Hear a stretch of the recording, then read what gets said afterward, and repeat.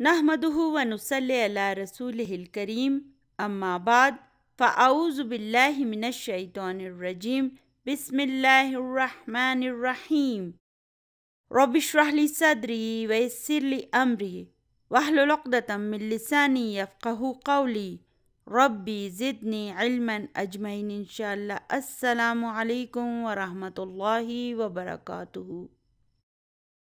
अल्लाहुम्मा यस्सिर वला तुअस्सिर व तम्मिम बिल खैर। हम अपने बचपन में पढ़ा करते थे कि मेहनत में अज़मत है और सब्र का फल मीठा होता है, और अब इस पर अमल करने का वक्त आ गया है। आपने क्या करना है? आपने पूरी ईमानदारी और मेहनत से भरपूर कोशिश करनी है और पूरे सब्र व तहम्मुल से बस इसे पढ़ते जाना है।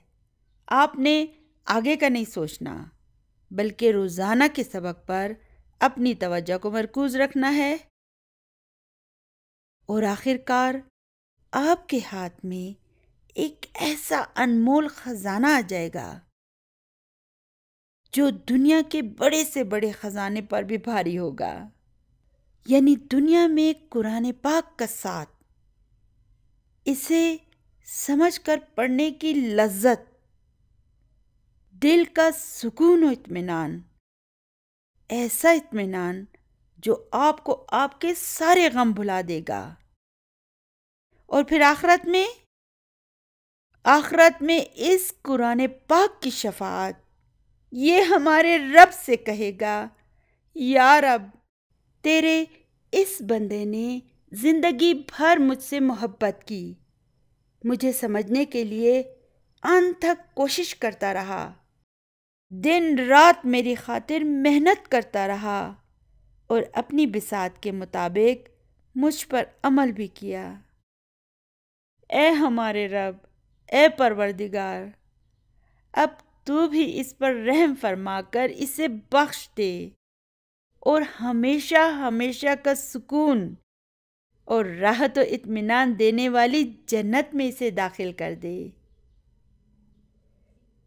तो मुझसे वादा करें कि आप इस दुनिया की इस थोड़ी सी मेहनत से नहीं घबराएंगे। मैं जानती हूँ कि टीवी और इंटरनेट पर मज़े मज़े के प्रोग्राम देखने को आपका बहुत दिल करता है। फेसबुक और यूट्यूब की अट्रैक्शन आपको इस तरफ आने नहीं देती। शैतान आपको इसे छोड़कर भाग जाने पर उकसाता रहता है और आपके दिल में इससे बेजारी पैदा करता रहता है। मगर दुनिया और आखिरत के अजीम फ़ायदे की खातिर हम मेहनत करते रहेंगे और इंशाअल्लाह ताला एक दिन हम सब भी फाइजून में शामिल हो जाएंगे। इंशाअल्लाह ताला।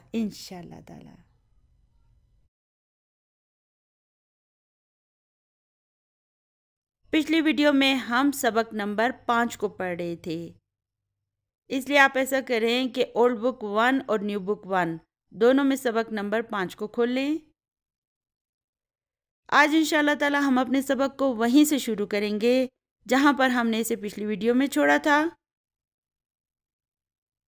तो हम पढ़ चुके हैं कि अरबी ज़बान में इसम से पहले जब कोई हर्फ जर आता है तो वो इसे मजरूर कर देता है। हर्फ जर का क्या मतलब है? वो हर्फ जो आराब को खींच ले, नीचे की तरफ खींच ले, यानी कि खींचने वाला हर्फ। लेकिन कभी कभी बाज़ अस्मा ऐसे भी होते हैं जो हर्फ जर की बात मानने से इनकार कर देते हैं, और अनकरीब ऐसे कई अस्मा से हमारा पाला पड़ने वाला है। तो चलिए अभी अपने सबक को शुरू करते हैं। हमने इस सबक को यहाँ तक पढ़ लिया था। चलिए अभी आगे चलते हैं। तो सईद कहता है, कलमु मन हाजा या अलीयू। चलिए ऐसा करें, कलमों को गौर से देखें, इसमें क्या ख़ास बात है? जी हाँ, देखें, इसमें न अल आया है और न तनवीन। तो تو اس کا مطلب کیا ہے؟ تو اس کا مطلب ہے کہ یہ مضاف ہے، کیونکہ مضاف میں نہ ال آ سکتا ہے اور نہ تنوین۔ اگر یہ مضاف نہیں ہوتا نا تو ضروری تھا کہ یا تو اس میں ال ہوتا یا تنوین ہوتی، تو اب اس میں نہ ال ہے اور نہ تنوین ہے، تو اس کا مطلب ہے یہ مضاف ہے۔ جب آپ عربی زبان کو پڑھ رہے ہو نا اور آپ کسی ایسے اسم کو دیکھیں جس میں نہ ال ہو اور نہ تنوین ہو، اور پھر اس کے بعد ایک مجرور اسم بھی موجود ہو، تو ایسی صورت میں عین ممکن ہے کہ وہ مضاف ہو۔ اور اس من کو دیکھیں، یہ کیا ہے؟ یہ من نہیں ہے، من ہے، ٹھیک ہے؟ ہم نے پہلے پڑھا تھا نا من ہاذا اور من ذالکا، تو یہ من ہے۔ فی الحال ہم اس کی زیادہ گہرائی میں نہیں جائیں گے۔ اچھا، تو اگر یہ قلم مضاف ہے تو پھر ہمیں مضاف الیہ کو بھی تلاش کرنا ہوگا۔ تو اس کا مضاف الیہ کہاں ہے؟ قلموں کے بعد تو من لکھا ہوا ہے، اور اگر یہ من مضاف الیہ ہوتا تو یہ مجرور ہوتا، مگر مجھے تو اس پر کوئی کسرہ نظر نہیں آ رہی ہے نا؟ اس کے آخر میں تو دیکھیں سکون ہے۔ دیکھیں، اگر آپ کو کسی ولیمے میں جانا ہو تو آپ کون سا لباس پہنیں گے؟ ظاہر ہے کہ ہم شادی بیاہ کا عروسی لباس پہنیں گے، اور مرد حضرات بھی موقع کی مناسبت سے سوٹڈ بوٹڈ ہو جائیں گے، اور خواتین میک اپ بھی کر لیں گی اور جویلری وغیرہ بھی پہن لیں گی۔ ظاہر ہے وہ شادی کی مناسبت سے تیار ہو جائیں گی۔ لیکن اگر ہمیں مسجد میں جانا ہو تو پھر ہم کیا کریں گے؟ ہم سادہ لباس پہن کر جائیں گے۔ عروسی لباس پہن کر ہم مسجد میں تو نہیں جا سکتے نا، تو مسجد میں جانے کے لیے ہم سادہ لباس پہنیں گے۔ اور اگر ہمیں گھر میں رہنا ہو تو پھر ہم کیا کریں گے؟ گھر میں عام طور پر ہم ڈھیلا ڈھالا سا آرام دہ لباس پہننا پسند کرتے ہیں، تو ہم حالات کے مطابق اپنے لباس کو تبدیل کرتے رہتے ہیں۔ بالکل اسی طرح سے عربی زبان میں اسماء جو ہوتے ہیں نا، وہ بھی جملے میں اپنے کردار کے حساب سے اپنے اعراب کو بدلتے رہتے ہیں۔ مثال کے طور پر مبتدا جو ہے وہ مرفوع ہوتا ہے، اسی طرح فاعل یا مفرد خبر وہ بھی مرفوع ہوگی۔ پھر اسم جب حرف جر کے بعد آئے گا تو وہ مجرور ہوگا، اور جب وہ مضاف الیہ کی صورت میں آئے گا تو بھی وہ مجرور ہوگا۔ تو اس طرح یہ اسماء جو ہوتے ہیں نا، اپنے اعراب کو تبدیل کرتے رہتے ہیں۔ لیکن جس طرح ہم انسانوں میں بھی کچھ غریب لوگ ہوتے ہیں جن بیچاروں کے پاس صرف ایک ہی لباس ہوتا ہے، تو وہ حالات کے مطابق اسے تبدیل نہیں کر سکتے، بلکہ ہر جگہ پر وہ اسی لباس کو پہنتے ہیں، کیونکہ ان بیچاروں کے پاس کوئی دوسرا لباس ہی نہیں ہوتا۔ یہی حساب بعض عربی اسماء کا بھی ہوتا ہے، جیسے کہ حاذا، یہ بھی ایک اسم ہے۔ یہ مرفوع ہونے کی صورت میں بھی حاذا ہوگا، منصوب ہونے کی صورت میں بھی حاذا ہی رہے گا، اور مجرور ہونے کی صورت میں بھی یہ حاذا ہی رہے گا۔ اس کے اعراب میں کبھی کوئی تبدیلی واقعہ نہیں ہوگی۔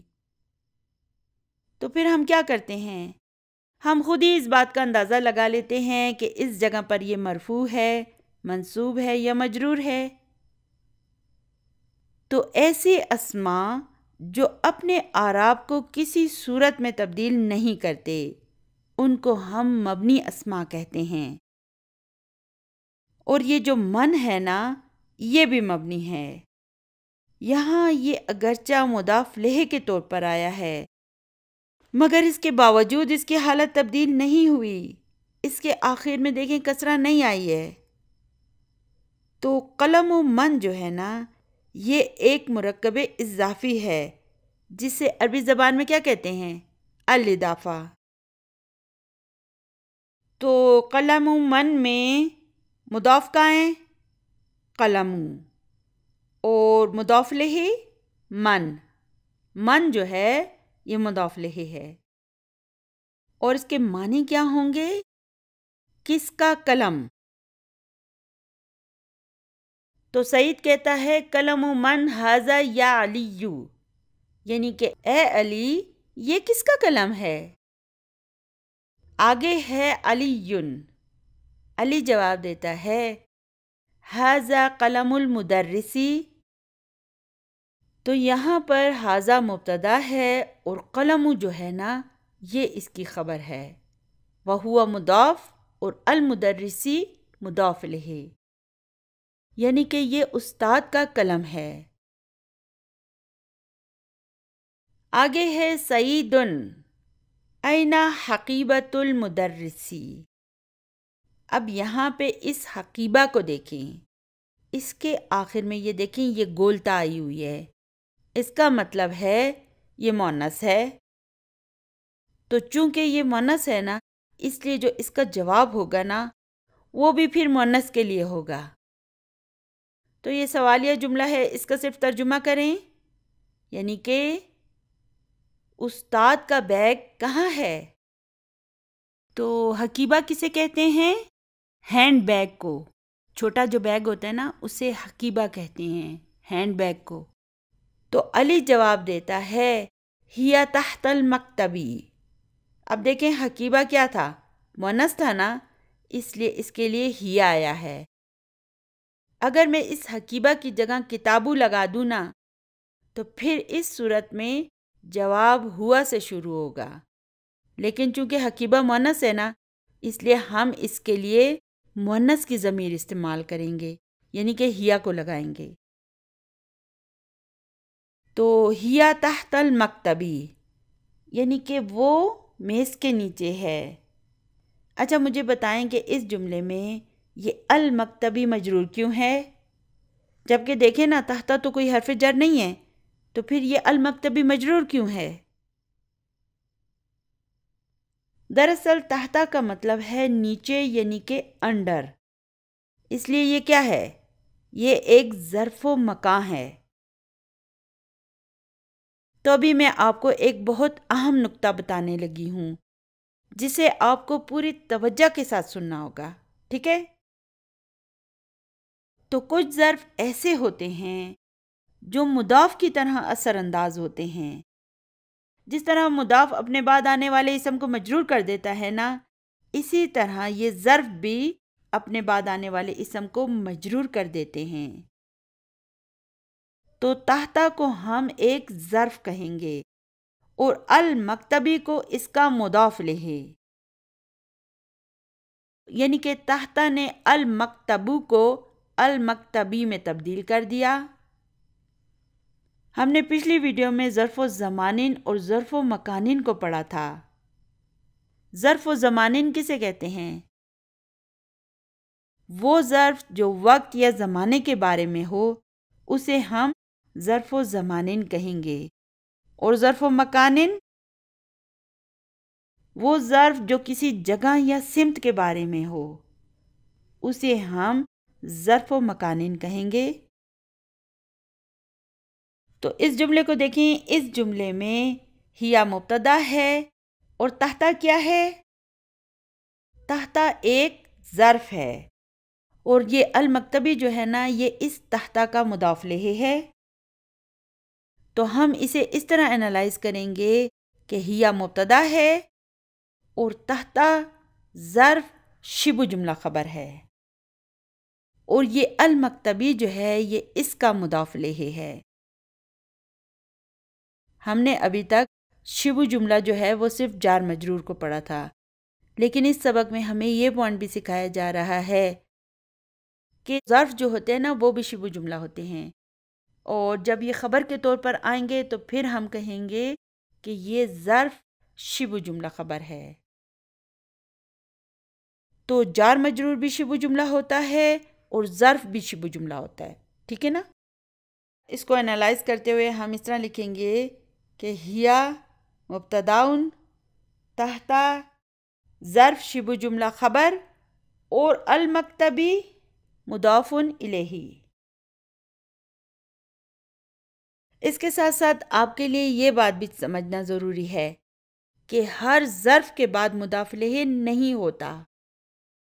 جیسے ہوا علی المکتبی ہناکا میں ہناکا جو ہے نا یہ ایک ایسا ظرف ہے کہ جس کے بعد مضاف الیہ نہیں ہوگا، مگر بہت سے ظرف ایسے ہوتے ہیں کہ جن کے بعد مضاف الیہ ہوتا ہے، جیسے امامہ، خلفہ، فوقہ اور تحتہ۔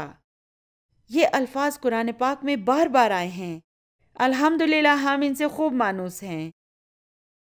یہ سارے ظرف انشاءاللہ تعالی ہم باری باری پڑھتے جائیں گے، اور جب یہ آئیں گے نا تو آپ انشاءاللہ تعالی انہیں خود ہی پہچان لیں گے۔ تو یاد رکھنے والی بات یہ ہے کہ کچھ ظرف ایسے ہوتے ہیں کہ ان کے بعد مضاف الیہ آئے گا، اور کچھ ظرف ایسے ہوتے ہیں کہ ان کے بعد مضاف الیہ نہیں آئے گا۔ مثال کے طور پر اگر آپ مجھ سے پوچھیں نا کہ این انتی، یعنی کہ تم کہاں تھی، تو میں کیا جواب دوں گی؟ انا ہنا، میں یہاں ہوں۔ ٹھیک ہے، ہنا کا لفظ جو ہے نا وہاں اور یہاں دونوں کے لیے آ سکتا ہے۔ یہ دراصل ایک ڈائریکشن کی طرف اشارہ کرنے کے لیے استعمال کیا جاتا ہے۔ تو اس جملے میں انا مبتدا ہے اور ہنا کیا ہے؟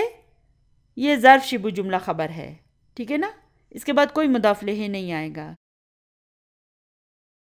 جیسے مثال کے طور پر اردو میں بھی ہم کہتے ہیں نا کہ میز کے نیچے، میز کے اوپر، میز کے آگے، میز کے پیچھے، تو یہاں پر بھی ہم ظرف کو استعمال کر رہے ہیں۔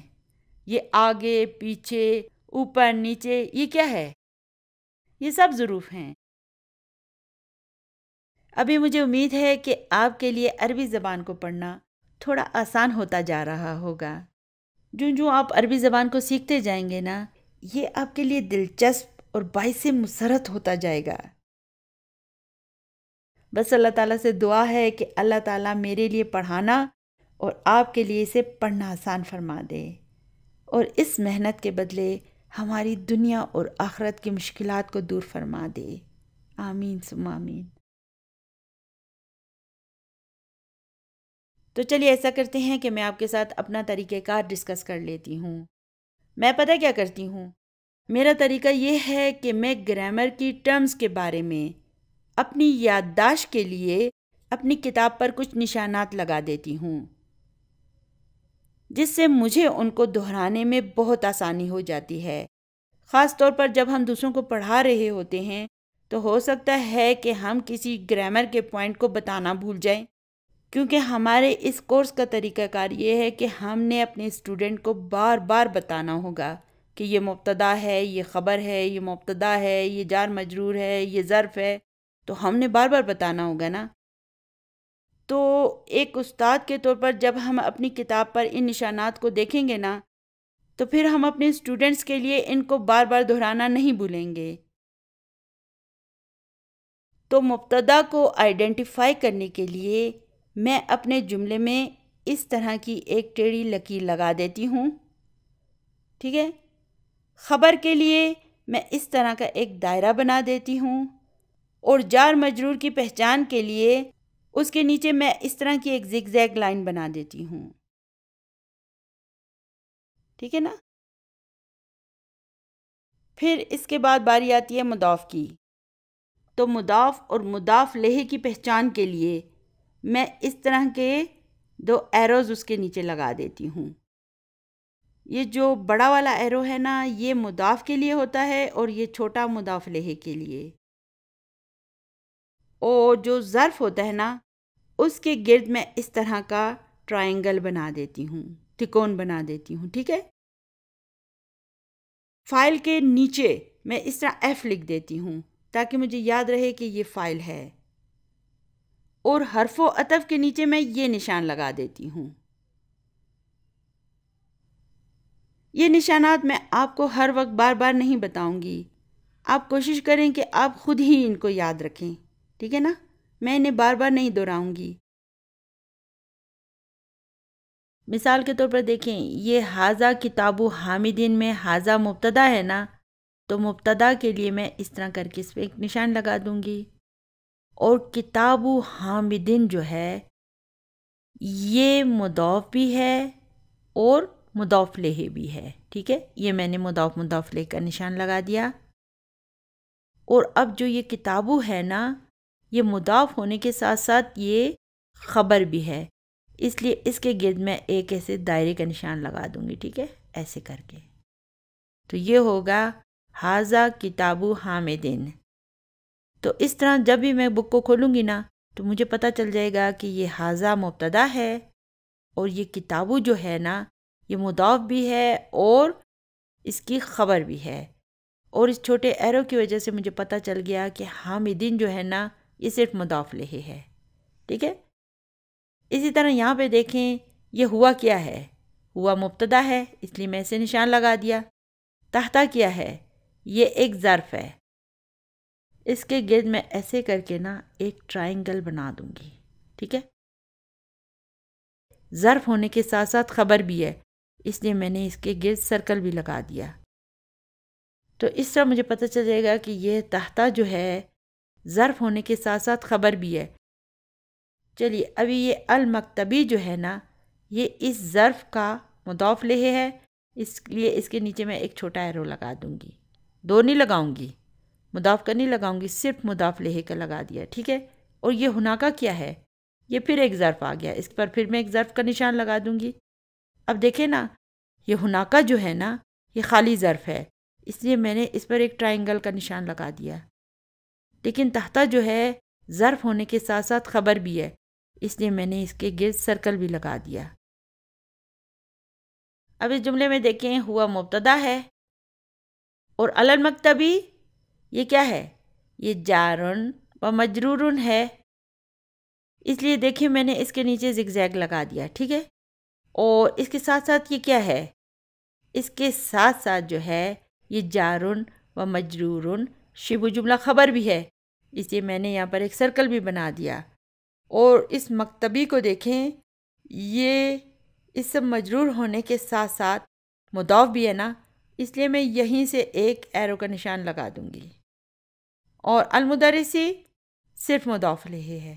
ٹھیک ہے، تو اب یہاں پہ دیکھیں ہیا کیا ہے، ہیا مبتدا ہے، تحتا ظرف ہے اور اس کے ساتھ ساتھ کیا ہے، شبہ جملہ خبر ہے اس لیے میں نے اس کے گرد سرکل بھی لگا دیا خبر کا نشان. اور المکتبی یہ مضاف لہ ہے. ٹھیک ہے، اب اس لائن کو دیکھیں، یہاں پر یہ خرجہ فعل ہے نا اور فعل کے اندر فاعل موجود ہوتا ہے، لیکن جب جملے کے اندر فاعل موجود ہوگا تو ہم اسی کو فاعل کہیں گے. جو فعل کے اندر چھپا ہوا فاعل ہوتا ہے نا ہم اسے کاؤنٹ نہیں کریں گے، ہم اسی کو فاعل کہیں گے جو سامنے موجود ہے. تو اب یہ المدرسو فاعل ہے نا تو اس کے نیچے میں اس طرح ایف لگا دوں گی یعنی کہ یہ فاعل ہے. اور من غرفتی یہ کیا ہے، یہ جار مجرور ہے اس کے نیچے میں جار مجرور کا نشان لگا دوں گی. اور یہ غرفتی جو ہے یہ اس کے ساتھ ساتھ مضاف بھی ہے اور المدیری مضاف لہ بھی ہے اس لیے یہاں اس غرفہ کے نیچے سے میں ایک ایرو کو شروع کروں گی اور المدیری تک لے جاؤں گی اور المدیری کے نیچے صرف مضاف لہ کا یہ چھوٹا ایرو لگا دوں گی. تو اس طرح میں فاعل کا نشان بھی لگا دیتی ہوں، فاعل کے لیے میں اس کے نیچے ایف بنا دیتی ہوں. اسی طرح اس دوسرے جملے کو دیکھیں کہ ھذا بیت حامدین وذالک بیت خالدین. تو یہاں پر یہ جو واہ ہے نا اس کے نیچے حرف و عطفن کا میں یہ والا نشان لگا دیتی ہوں. تو حرف و عطفن کے لیے میں یہ نشان لگاتی ہوں اور فاعل کے لیے اس کے نیچے میں اس طرح ایف بنا دیتی ہوں اور جار مجرور کے لیے اس طرح میں زگ زیگ لائن لگا دیتی ہوں اور مضاف لہ کے لیے اس طرح ایروز لگا دیتی ہوں نیچے.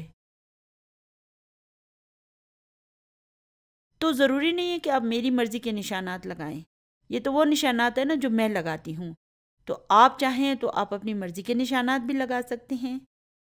ہمارا مقصد یہ ہے کہ جب ہم اپنے اسٹوڈنٹس کو پڑھائیں یا مثال کے طور پر آپ کافی سال بعد اپنی کتابوں کو کھولتے ہیں تو آپ کو فوراً یاد آ جائے گا کہ یہ مضاف ہے، یہ مضاف لہ ہے، یہ حرف جر ہے، آپ سے کوئی غلطی نہیں ہوگی. ٹھیک ہے نا، تو اگر آپ اپنی کتاب پر اس طرح نشانات لگا لیا کریں تو آپ کو اسے ریوائز کرنے میں پھر انشاءاللہ تعالیٰ بہت سہولت ہوگی. ٹھیک ہے.